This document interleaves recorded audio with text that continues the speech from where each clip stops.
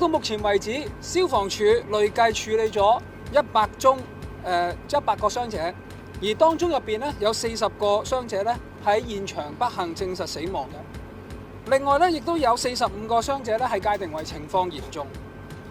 事件中咧一共有7名嘅消防處人員喺行動中係受傷，目前咧佢哋嘅情況係穩定嘅。